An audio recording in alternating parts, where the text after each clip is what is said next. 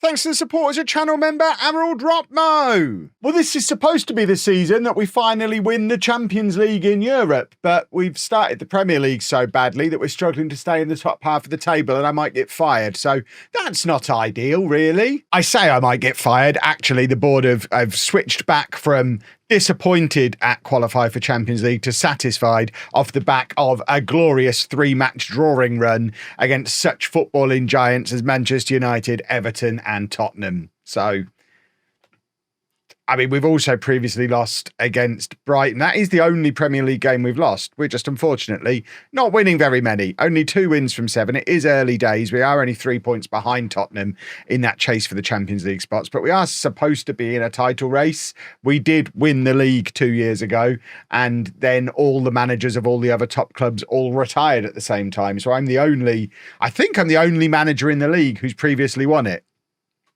And we're down in 9th place. So that's not ideal. We have had a better start to the Champions League, though. 2 matches in, we've won them both, and we are competing at the top of that. And that is going to be where our focus remains, unless the Premier League starts to look really precarious. And I don't think we've been helped by an injury to Lorenzo Mertens.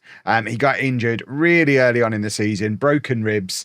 He's been out for 5 weeks now and has only played 2 matches, and he didn't play very well in those. So I think getting him back, and it'll be very clear that he has basically dragged us to all the success we've had in recent years.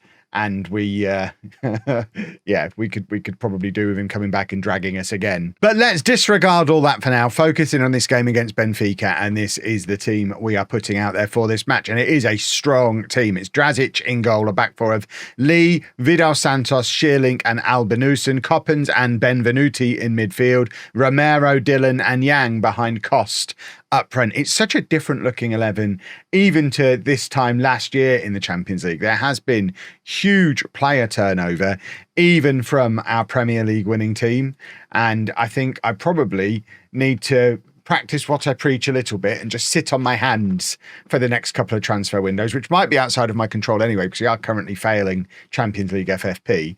So we probably aren't going to have a huge amount of money to spend going forward anyway. But we've got this team that is a collection of a lot of very young, very talented, high potential players that we just need them all to get 2 years older and we'll have the best team in the world. So that's the plan now. Just age these boys. One of them that doesn't need aging, that's our club captain. That's Coppens, and that's an opening goal right up into the top corner in our shiny new look stadium, by the way. We have, I don't wish to brag too much playing in the Champions League here, but we have upgraded our capacity to 20,000 and we are absolutely full. So, you know, not everybody we're competing with in the Champions League is going to be able to brag about having a 20,000 capacity stadium, but we can. Cost is going to put this in the top corner here, isn't he? It's a beautiful opportunity. I mean, it's the bottom corner. It took a massive deflection to get there as well, but it doesn't really matter because it's 2 goals in 3 minutes. And that is lovely, lovely, lovely. I was just checking. This is the first I've recorded since I played in the league last week when we had to play on extended highlights. I was just making sure that I hadn't reverted to extended highlights in this save as well, because I think we can all agree extended highlights are for maniacs. Goodness me. But yeah, we are just on our normal key highlights and we are top of the Champions League. I think we should probably get a trophy for that, shouldn't we? We're clearly the best team and it Cost's going to have another go much further away. Might be able to avoid the deflection this time, and he does, but the goalkeeper manages to get across to push it up over the crossbar. But Cost is one of a couple of players who is stepping up to fill the void that has been left by Mertens. Costa's just finished runner-up in the FIFA Under-21 Player of the Year. Not to Mertens. Mertens, I guess, was too old for it. There's a guy at Real Madrid called Albert who won it, but Cost was the runner-up. It's an award that Mertens won last year. And now Dillon, who is competing with Mertens for this number 10 spot for both club and country, plays it through to Cost, and Cost, the centre-forward for Belgium, dinks it over the goalkeeper. He might be offside. Let's check in with the little flag boy over there. He has disallowed it. What an absolute rotter. It remains 2-0. We don't need to see that. We don't need to see offside goals. I said no extended highlights. Just give me the key stuff. I don't need to know if we've missed. I just need to see the goals. Goodness me. Right, let's continue to... Oh, look at that from Benvenuti. And now Cost. Cost has been very, very lively today, but that effort is a poor one. But that was good work from Benvenuti in midfield. We've got... I mean, we are very strong throughout the entire 11. Now, I look at this 11, even with our best player missing. There's not a weakness in this team now. There's not a weakness in the squad. We've got a very strong 11. We've got strong strength and depth throughout. It really is just a case of waiting for the Champions League win and hoping it happens this year. I think the reason we've started so slowly in the Premier League is because, once again, we've absolutely wrecked team cohesion with a whole bunch of transfers. We've got an entirely new midfield because Coppens certainly isn't playing week in, week out. And we've got Benvenuti, the other new fella, who usually partners him as well. Romero, of course, is new. We've just got a lot of new players. And I think part of Casalini, that's the name I was trying to remember. Part of, I think, going on and winning this competition now does get back to, again, what I was saying before about just trying to control myself in the transfers. We don't need to do any more now. I don't know that any amount of money can improve this squad. I think it's an incredible squad. Yeah, I'd love a backup left back. We don't really have one, but we also don't really need one because all of our centre backs can play left back. We've got top quality throughout the squad, and I need somebody to clip that and play it back to me when we get to January and the board are like, oh, Kev, would you like £40 million to spend? Yes, please, I'll take £120 million to spend. Let's go and get 3 players. We need to not do that this year. I'm now a victim of Premier League money and having too much to spend and having too much of a credit limit on the club overdraft, which they do need to rein me in a little bit on the spending, I think. But at least in the Champions League, we are proving that we can still be quite comfortable. 3 wins from 3. We're the only team with a 3 from 3 record at the moment, although I think this is the Tuesday night game, so there will be the Wednesday night rascals to come as well, of which Manchester United, who were top going into this game week, I think they're on 2 from 2 and play tomorrow, so that's a big miss from Cost. He's all right from the set pieces and the fancy stuff, isn't he? I wonder, is he a striker? See, I'm already questioning, is he a striker or is he a winger? He doesn't score dozens of goals, does he? Let's not worry about him. Right, we're not bringing Mertens on. Who on earth are you? Do I remember you? Oh, you're that youngster that we brought. I've never played him. That's why I don't remember who he is. Yeah, we'll give him... We're 3-0 up. He can come on and make his debut in the Champions League. Why not? Albinuson can come off as well. Jaramillo, I mean, he's left-footed, but I kind of want to give him game time as well. So we'll bring Jaramillo on. Who else do I want to give game time to? Young Daniel Williams, maybe?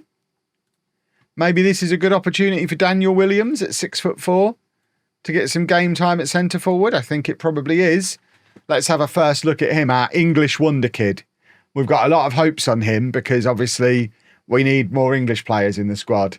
He's playing for Wimbledon and he's the only native English speaker in the entire team.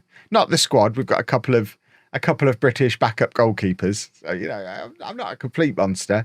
Right, we'll take Lee off. And I'm thinking, yeah, we move those 2 over. And then for my final trick, we're still not going to bring Mertens on. We will bring on Casalini to play alongside Benvenuti. I'd love to be able to make 8 or 9 substitutions there. That would be handy. I want to see Williams get a chance. Because the other thing, as well as a lack of English players in the squad, we have been lacking big, meaty boys. Ever since we lost Gomez a couple of years ago. Well, lost him. We decided he wasn't good enough to play for us anymore. But we haven't had like that big giant to score us loads of corners. So this could, although Williams is only a 1.5-star current ability player at the moment, if he can get on the end of a few corners, he starts to force his way into the team. He's certainly a different kind of player to Cost as a centre forward, but we didn't get to see anything from him there. So I guess he's not ready. It's almost as if the star ratings are more accurate than we all think. Right, I'm going to play some Premier League games now, and we'll be back for what is going to be an important Champions League game away against Manchester United. So that is going to be important for the Champions League, and we'll also give you an idea of how we are faring against the better teams in England. So Manchester United away now. Well, we've managed to turn our Premier League form around, and to be fair, look at that, 7 consecutive wins as we charge back up the Premier League. 11 games played now, only 3 points behind Newcastle at the top of the league. And we've had to do it without Lorenzo Mertens, who got injured again. I don't think he's played at all during the time I've been recording this episode. I think he was back in a reserve game to get some fitness back after his broken ribs. He's then strained his back. He has passed a fitness test for today. So with it being Manchester United away and then being one of the best teams we're facing in both League and Europe, we're going to play him. But it might be a little bit of a risk. We've also lost Lee after me saying we don't need a backup left back. Yeah, he got injured on international duty. So De Los Santos is going to prove to me that he can play anywhere. And to be honest, in general, I did forget about Jaramillo when I said we don't need a backup left back. He's going to be great eventually. So we genuinely don't need a backup left back. Past Kev did have a plan back in the summer, but this is the team for Manchester United away. It's Drazic in goal, a back four of De Los Santos, Vidal Santos, Shearlink and Albinusen, Coppens and Benvenuti in midfield, Romero, Mertens, who I don't think can play the full 90. Yeah, he can do an hour. Mertens and Yang behind Kost up front. So we have got Dylan there ready to come on for Mertens as and when he's needed. Of course, if we're like 5-0 up, we'll bring on the youngsters again like we did in the last game. But in general, as you've just seen, the form has turned around. We are top of the Champions League. So we're coming into this Manchester United game feeling a lot more confident than I think I probably was when I told you this was going to be the next game. So let's hope we can keep this excellent form rolling that we're in at the moment and pick up another win and hopefully see Mertens grab the team by the scruff of the neck again and take us on to even higher levels than we had achieved previously. I mean, the fact that we've gone on this winning run without him, I mean, dare I say, it indicates we don't even need him. Oh, that's poor from United, and Kost is in behind, and Alan Kost makes it 1-0. It's an absolute howler from Manchester United defensively, and I mean, Kost's not going to miss that, is he? I don't even know what they're thinking here. This is just absolutely bonkers from all concerned. I don't even know who their player is aiming at, but Kost is first to react, and it's the first shot we've had in the entire match, and it puts us ahead and puts us back up above Milan. Milan are 2-0 up against Galatasaray already. They're a team who are in quite good form as well, it seems. But I'm enjoying hitting form at the right time. Almost as if, and it might be quite controversial to say this, it's almost as if, as the players have got used to each other and the team cohesion has started to go up, we've started to play better. I mean, it's mere speculation at this stage, but maybe there is something to this whole team cohesion thing. And we have got a couple of players who we're having to force more game time into as well, off the back of a little bit of grumpiness because we don't want to be selling players. Gustavo Fayao, in the gap between the two matches, has gone on and then off the transfer list at his own request because he wasn't getting enough game time. I played him. He still wasn't happy, went on the transfer list, thought I was done with him, carried on playing him, and he's now withdrawn his transfer request and is happy. We're supposed to be taking Mertens off, aren't we? Let's not break him again. He's had back-to-back injuries. Right, Dylan comes on for Mertens. In fact, we've got a few tired little legs out there. We'll bring Carlos on. Carlos is one of the other ones I was going to be talking about in that little bit anyway. Carlos is another one who's asking for more football. And I suspect Casalini will be too as well. We spent all that money on Casalini, £85 million, and he can't displace Coppens from the team. We've got, as our backup central midfield partnership, £170 million worth of player. So I don't waste money, you waste money. I wonder why we are so desperately in debt. We're not currently failing FFP again because we got £6 million from selling Lukic. He went to Monterrey and they've just paid a little bit of extra pennies to us. Remember Lukic? I barely do. I don't think we really used him. Jaramillo is going to come on at left back and Benvenuti needs to come off. But we don't have Mijalovic or whatever his name is on the bench, who is our other £80 million plus midfielder, who doesn't even get in the squad. I'm not bringing Undai on to. Am I bringing Undai on? Could Dylan drop back? You know what? I am going to bring on Undai. He's going to get more game time. Benvenuti can come off. Dylan can drop back because, I mean, obviously in a world where Mertens exists, both for club and country, it won't be the worst thing for Celestine Dylan if he learns to play a little bit deeper and finds a way that he could potentially play in the same team as Mertens. At the moment, it's one or the other. If we could get to the point where we could occasionally play both, and if that means Dylan learning to play deeper, Mertens can already play up front and out wide. So the more positions the two of them can play, the more chance there is. Who is that big boy? How tall is Undai? We might be conceding a goal here, but how tall is he? Is this why I signed him? 6'6". Oh, what a man. Now I know why I signed him. Yeah, we need to force him a little bit more. Goodness me. He's massive, and he looks massive in the match engine as well, which is awesome. He might be the biggest boy we've had in quite some time. We need to definitely make him a long-term thing. But this has been such a nothing game for the neutrals. We've cancelled each other out, and it's just that one absolute howler of a mistake from Manchester United is enough for us to come to Old Trafford, pick up the win, and we are starting to look very, very good, both in the league and the Champions League. There you go. We've already secured a playoff spot in the Champions League. So next episode, we'll be back probably for the final 2 Champions League games, or a Champions League game and a league game maybe, along with the back end of January transfer shenanigans, and fingers crossed we'll be looking good in both competitions. This is going to be our year, boys and girls. I've decided, because if it's not,